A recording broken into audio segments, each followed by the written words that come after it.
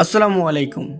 প্রথমে দেখলে আপনি হয়তো ভাববেন একটা সাধারণ তেলাপোকা, কিন্তু এটাকে তেলাপোকা ভেবে কখনোই ভুল করবেন না। এই ছোট্ট প্রাণীটি এমন এক অস্ত্র বহন করে যা পৃথিবীর সবচেয়ে ছোট রাসায়নিক কামান। এটা তেলাপোকা নয়, বরং প্রকৃতির বিস্ময় বোম্বাইডার বিটল, একটা পোকা যা বিপদের সময় নিজের শরীরের ভিতরে বিস্ফোরণ ঘটায়। আজ জানবো কিভাবে এই ছোট্ট জীব বিজ্ঞানীদের তাক লাগিয়ে দিয়েছে। অনেকে একে দেখে তেলাপোকা বলে ভুল করবেন, কারণ রং আর আকার ঘটনে সব কিছুতে তেলাপোকার সাথে মিল রয়েছে, কিন্তু বাস্তবে এরা দুই জগতের বাসিন্দা। তেলাপোকা থাকে আমাদের ঘরের নোংরা জায়গায়, কিন্তু বোম্বাইডার বিটল থাকে জঙ্গলে, পাথরের নিচে ও গাছের গুঁড়িতে। তেলাপোকা দ্রুত পালিয়ে যায়, নিজের আত্মরক্ষা করে, আর বোম্বাইডার বিটল নিজের আত্মরক্ষা করে না, বরং রীতিমতো সে শত্রুর দিকে আগুন ছুড়ে দেয়। যদি এই তেলাপোকা বা বোম্বাইডার বিটলের শারীরিক গঠনের কথা বলি, বোম্বাইডার বিটল ছোট আকারের এবং সাধারণত এর উচ্চতা বা এর লম্বা এরা 5 থেকে 20 মিলিমিটার হয়। ওজন মাত্র কয়েক মিলিগ্রাম। দেহের উপরের অংশে থাকে এক্সস্কেলেটন যা দিয়ে ঢাকা, যা আগুনের তাপ সহ্য করতে সক্ষম। পিছনের অংশে আছে একজোড়া বিশেষ চেম্বার, যেখানে ঘটে তাদের রাসায়নিক যুদ্ধ। বিশ্বজুড়ে প্রায় 500টিরও বেশি প্রজাতি পাওয়া যায় এই বোম্বাইডার বিটলের। এরা মূলত আফ্রিকা, আমেরিকা, ইউরোপ ও এশিয়ার বনাঞ্চল থাকে। বোম্বাইডার বিটল কখন ও কীভাবে আবিষ্কৃত হয়?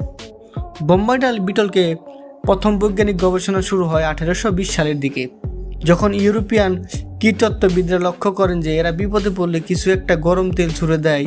বিজ্ঞানীরা পরে জানতে পারেন এই তরল আসলে দুটি রাসায়নিক বিক্রয়ণের মিশ্রণ, তা হচ্ছে হাইড্রোকোনিক এবং হাইড্রোজেন পেরক্সাইড। এই রাসায়নিক বিক্রিয়া তৈরি করে তাদের তাপ ও বিষাক্ত ধোঁয়া। চলুন দেখি কিভাবে এই ছোট্ট পোকা এক বিশাল রাসায়নিক বিস্ফোরণ ঘটায়। তার শরীরের ভিতর আছে দুটি আলাদা ট্যাঙ্ক, একটিতে থাকে হাইড্রোক্লোরিন, আরেকটিতে থাকে হাইড্রোজেন পেরক্সাইড। যখন কোনো শত্রু বা কোনো পিঁপড়া, মাকড়সা বা ব্যাঙ একে আক্রমণ করে, তখন বিটল দুটি ট্যাঙ্কের রাসায়নিক দ্রুত মিশিয়ে দেয় এবং এর রিঅ্যাকশন চেম্বারে পরিণত হয়। সেখানে এনজাইমের উপস্থিতিতে রাসায়নিক বিক্রিয়া শুরু হয় এবং মুহূর্তে তাপমাত্রা উঠে যায় -100 ডিগ্রি সেলসিয়াসে।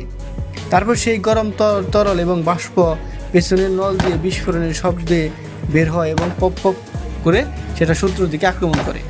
এভাবে 1 সেকেন্ডে 20 বারের বেশি বিস্ফোরণ ঘটাতে পারে এই ছোট্ট পোকা।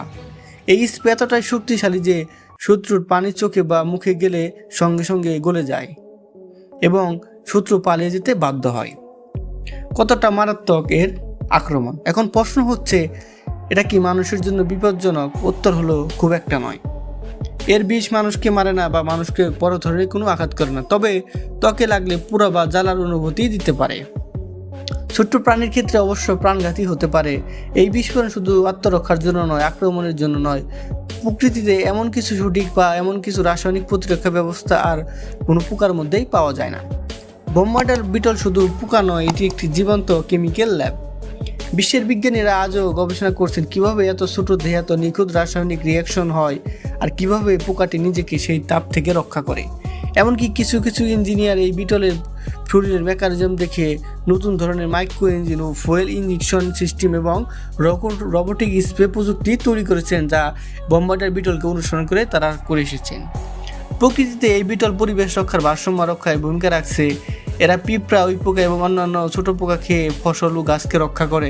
অর্থাৎ প্রকৃতি তাকে তৈরি করেছে একটি কেমিক্যাল বডিগার্ড হিসেবে, যা প্রকৃতির সৃষ্টির অনন্ত এক উদাহরণ।